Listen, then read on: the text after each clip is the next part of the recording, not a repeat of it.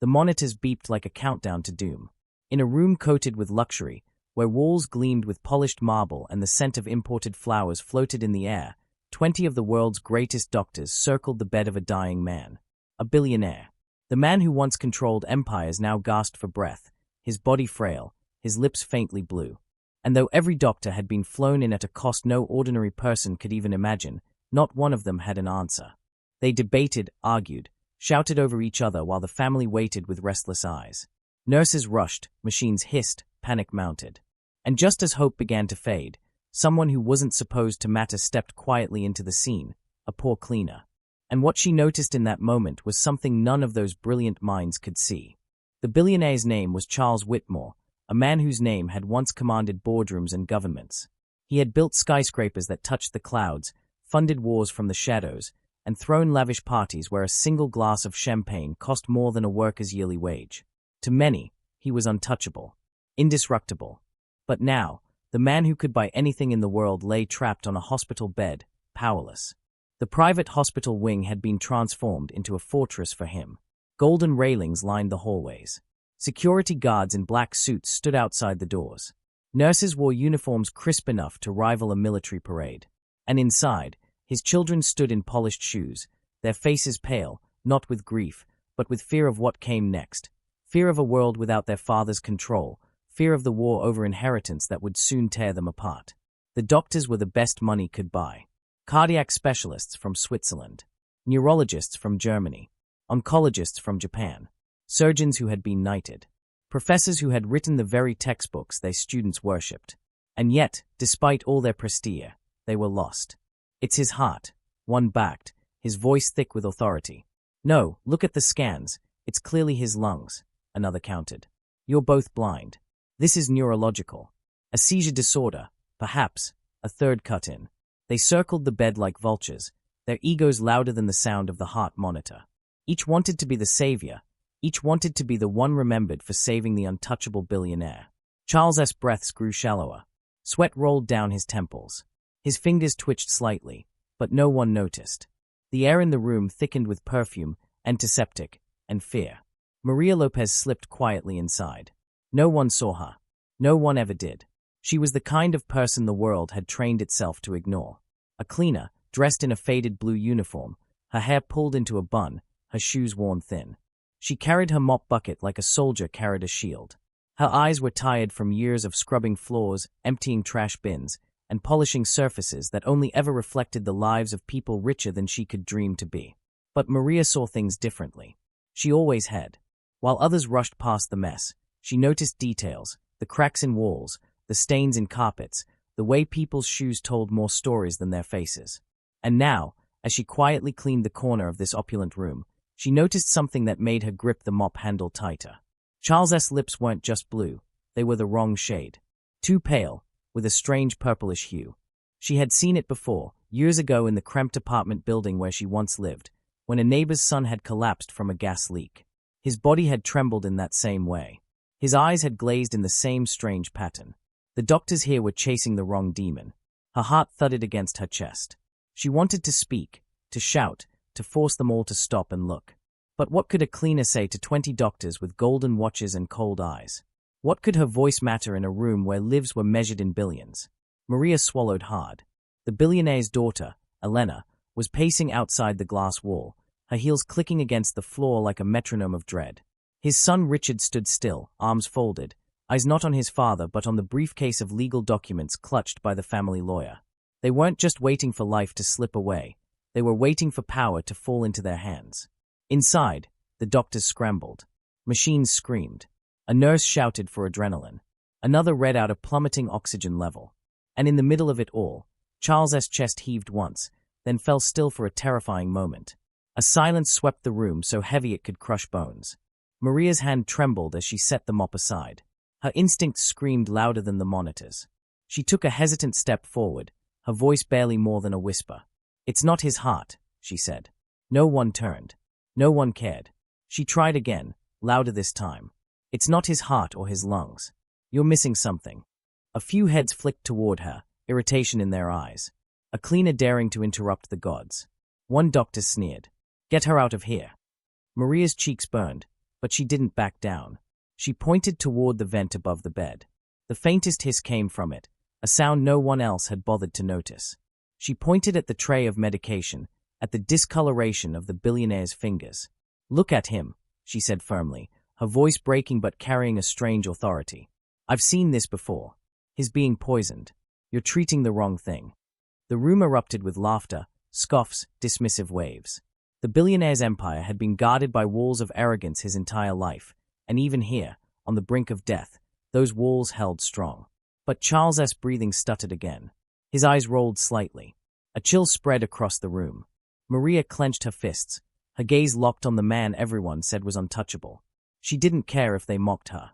She didn't care if they threw her out. She knew what she saw. And she knew, more than anyone else in that golden room, that Charles Whitmore was seconds away from death, unless someone listened. The tension in the billionaire's golden hospital suite was unbearable. Machines beeped in uneven rhythms, the sound filling the room like a war drum of impending doom. Doctors hovered like generals in a battle they were losing, each one scribbling notes, checking charts, shaking heads. Nurses moved swiftly, sweat dripping down their foreheads as they adjusted fours and brought in new trays of medication that changed nothing. Charles Whitmore lay motionless except for the faint, shallow rise and fall of his chest. His eyes were half open, glazed with a dull sheen. He looked less like a man and more like a statue being slowly swallowed by shadows.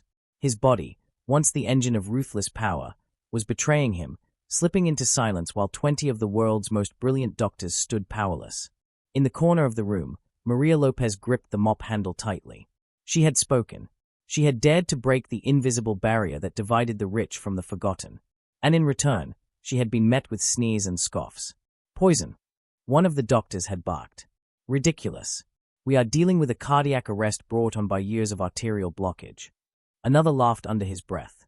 "A cleaner diagnosing poison over 20 specialists. Preposterous." A third, shaking his head, muttered, "Security should remove her immediately. This is a matter of life and death, not housekeeping." The words had cut deep, but Maria didn't leave. She couldn't. Every instinct inside her screamed that she was right.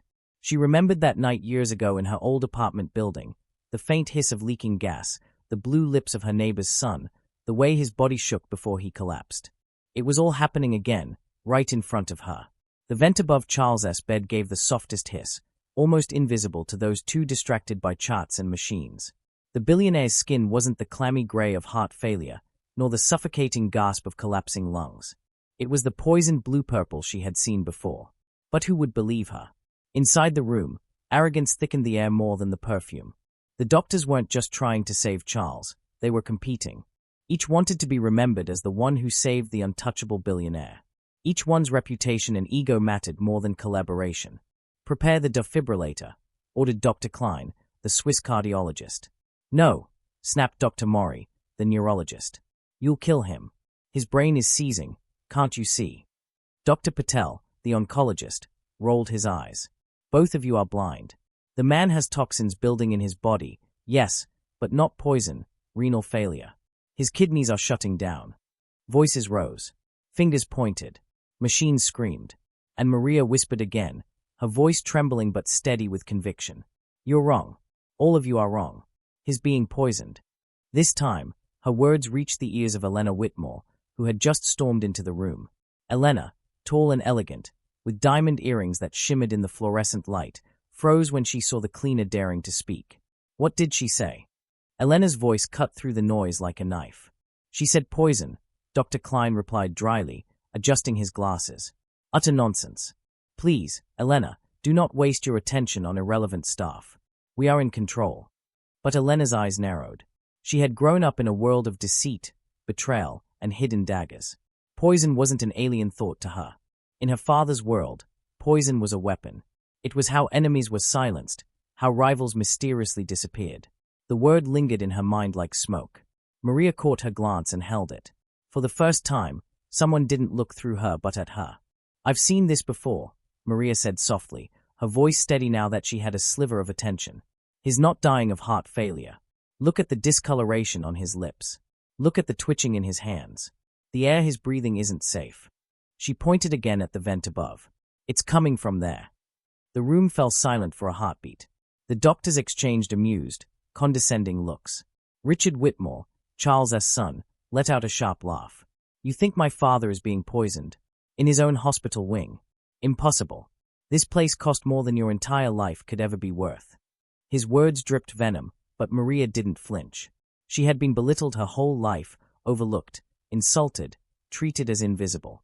But tonight, something inside her refused to stay silent. Impossible, she said quietly, but her voice carried. Then explain why 20 of the greatest doctors can't save him.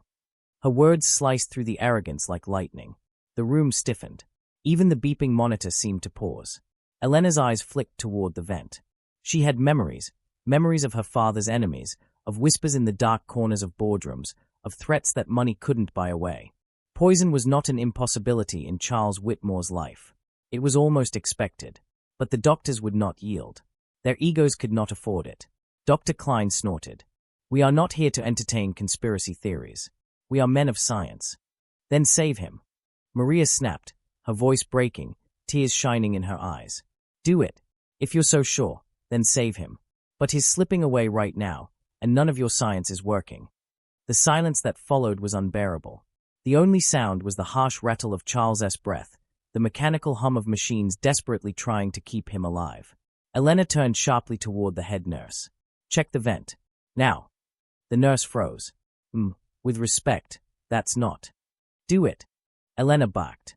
The nurse hesitated, then climbed onto a stool and placed her hand near the vent. Her eyes widened. There's a strange smell. Faint, but it's there. The room exploded into chaos. What? That's impossible. There must be a mistake. No, this is absurd. Doctors scrambled, some rushing to check equipment, others still denying what they heard. But for the first time, their fortress of arrogance had cracked. Richard's face twisted in anger. This is ridiculous. You think some janitor has solved what 20 of you couldn't. His voice cracked, betraying fear behind his rage. But Maria didn't back down. She stepped closer to Charles's bed, her eyes fixed on the frail man who once ruled the world. She could see his fingers twitching harder now, his chest struggling, his lips darkening. Time was running out. You don't have to believe me, she whispered.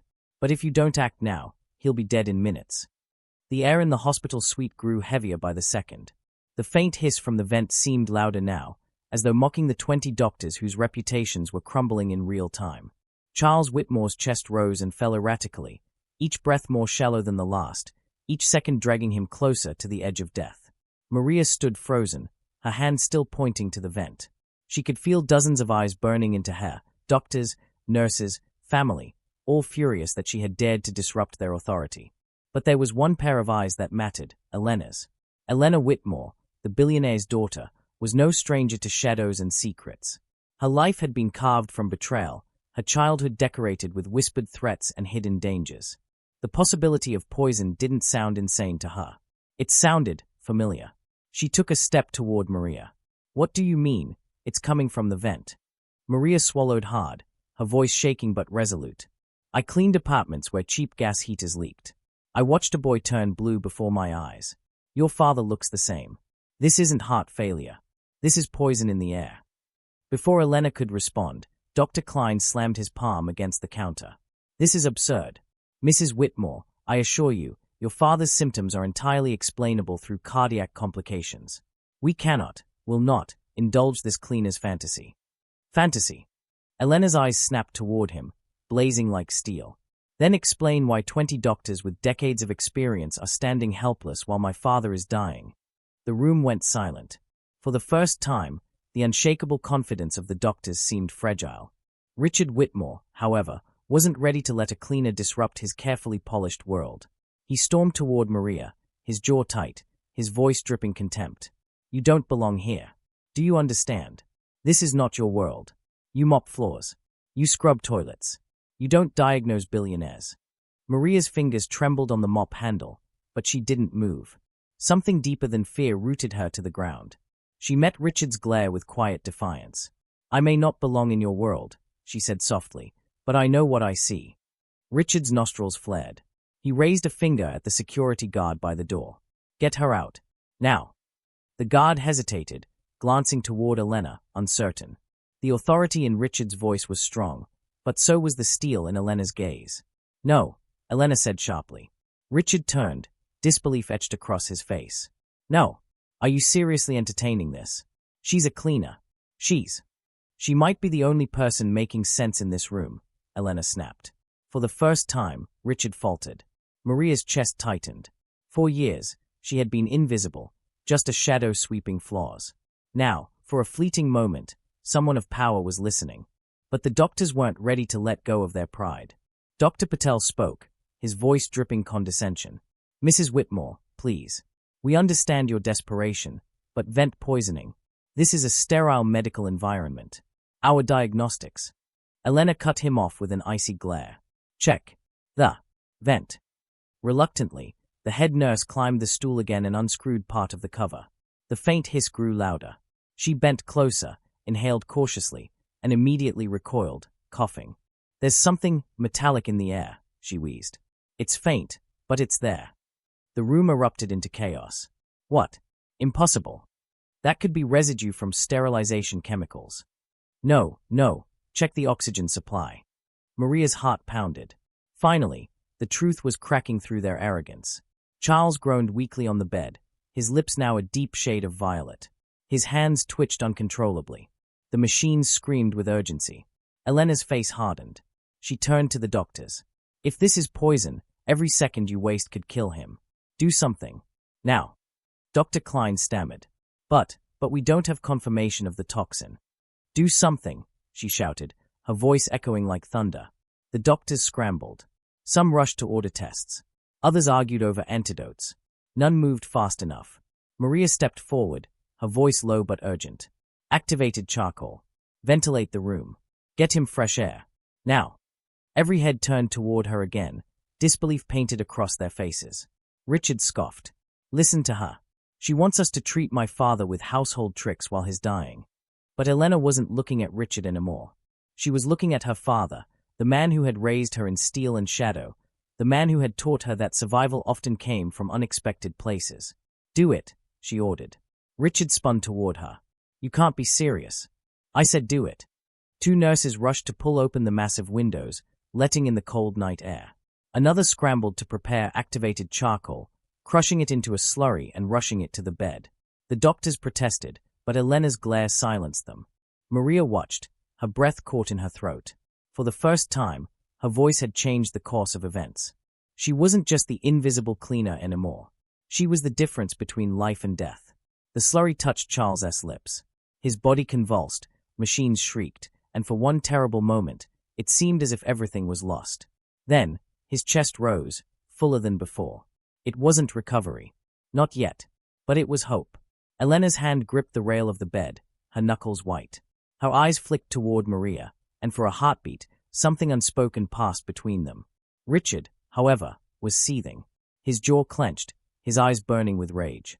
He looked at Maria not with contempt anymore, but with hatred. Because in that moment, Richard understood something terrifying. If Maria was right, if poison had truly been planted in his father's room, then this wasn't just a medical crisis. It was a murder attempt. And someone inside the Whitmore empire wanted Charles dead. The hospital suite had transformed into a battlefield. Machines beeped frantically, the windows yawned open to the night sky, and the world's most expensive doctors stood trembling, not from illness, but from humiliation. The poor cleaner's words had turned the tide. Maria Lopez stood near the billionaire's bed, her trembling hands still clutching the mop handle like a shield. Elena Whitmore hovered at her father's side, her sharp eyes fixed on every movement, every breath. Charles's breathing had steadied, fragile, shallow, but steady. The charcoal and fresh air had given him something the 20 doctors could not, time. But in that silence, something darker was revealed. Elena leaned toward Maria and whispered, if this was poison, it means someone tried to kill him. Maria's stomach tightened. She glanced at Richard, who stood apart from the others, his face shadowed, fists clenched. His glare wasn't just anger, it was fear. Maria had cleaned enough offices and overheard enough secrets to know what guilt looked like. She whispered back, it's someone close. Very close. Suddenly, Charles's heart monitor spiked. His eyes fluttered open for a brief second. His lips trembled, forming broken words. Not accident, trust her. His hand twitched, pointing weakly, not to Elena, not to the doctors, but to Maria. Gasps filled the room. Elena's throat tightened. She clasped her father's hand. We'll find out who did this, I promise. Richard exploded. This is insane. You're trusting the ramblings of a dying old man and a cleaning lady? Enough. If father dies, it's because these so-called doctors failed. Not because of some imaginary poison. But his voice cracked. For the first time, Richard Whitmore's confidence faltered. And Maria saw it. She stepped forward, her voice steady now, stripped of fear. You knew, didn't you? Richard froze. What are you talking about? The vent, Maria pressed on, her voice cutting like a blade. You knew the system was faulty, or maybe you arranged it. That's why you wanted me gone. That's why you mocked me. You were afraid I'd see what you already knew. The room held its breath. Richard's eyes darted, searching for an ally among the doctors. None came. Their pride had already crumbled. They were no longer on his side. Elena rose slowly, her presence towering, unshakable. Tell me, Richard. Did you do this? Did you try to kill our father? Richard's lips twisted into a bitter smile. You think I'd confess in front of all these people? You think I'd let a janitor and a desperate daughter corner me? He laughed, but the sound was hollow, sharp-edged with panic. You've always been too sentimental, Elena. That's why you'll never survive in father's world. Maria felt her skin crawl. This wasn't just greed. This was something colder. Elena's eyes narrowed. I don't need a confession. I need the truth. She turned sharply to the nurse. Check the maintenance logs. Who had access to the vents this week? The nurse hesitated, then hurried out. Richard's face drained of color. Minutes ticked like hours. Charles' breathing rasped, his fragile grip clinging to Maria's wrist. She bent close, whispering softly, promising silently that she wouldn't let go. Then the nurse returned, a file trembling in her hands. It was Richard. He signed off the inspection 3 days ago. The room erupted. Gasps, whispers, outrage. The doctors murmured to each other in disbelief. Elena's face paled, then hardened into ice. Richard's mask cracked. His smile vanished. You don't understand. Father was destroying everything. He was going to hand the empire to you, Elena. You. After everything I've done, everything I've built, he was going to throw it all away. I couldn't let him. Elena staggered back, as if struck. You tried to kill your own father, because of greed. Richard's voice rose, desperate now. Not greed. Survival. Father's world doesn't reward kindness. It rewards power. And I. Enough, Elena spat, her voice trembling with rage. Security moved in, seizing Richard by the arms as he struggled, cursing, his words dissolving into venom. Let me go. He deserved it. This empire is mine. Mine. Maria watched silently as the man was dragged away, his screams echoing down the sterile corridor until they faded into nothing. In the silence that followed, Elena turned to Maria. For the first time, the icy heiress let her mask slip. Her eyes glistened. If you hadn't spoken up, she whispered, her voice breaking, my father would be dead. Maria shook her head. Anyone would have noticed. No, Elena said firmly, her gaze piercing. Not anyone. Only you. On the bed, Charles stirred again. His hand twitched in Maria's grasp, his lips struggling to form words. Saved me, he breathed. His eyes, weak but steady, met Maria's. A flicker of gratitude, something the billionaire had never shown to anyone of her class, shone through. Tears blurred Maria's vision. 4 years she had been invisible, just a shadow pushing a mop. But tonight, she had been seen. Truly seen. The 20 doctors shifted uncomfortably, their pride shattered. They had failed where a poor cleaner had succeeded. Elena straightened, her voice strong. From this day forward, Maria is no longer just a cleaner. She's part of this family's story. And I won't let anyone forget what she did tonight. Maria tried to protest, but Elena silenced her with a look. Outside, the first light of dawn broke over the city skyline. The night of poison and betrayal was over. The empire would change forever. And Maria Lopez, the woman no one had ever noticed, had become the one who saved it all. Glowing star ending note. The billionaire lived, fragile, scarred, but alive. His empire, however, was forever altered. His son was gone, his daughter stronger, and the cleaner who once mopped his floors had become the symbol of truth in a world built on lies. Sometimes, the smallest voice shatters the loudest power. And sometimes, the one you never notice is the only one who can save you. High voltage sign final episode ends.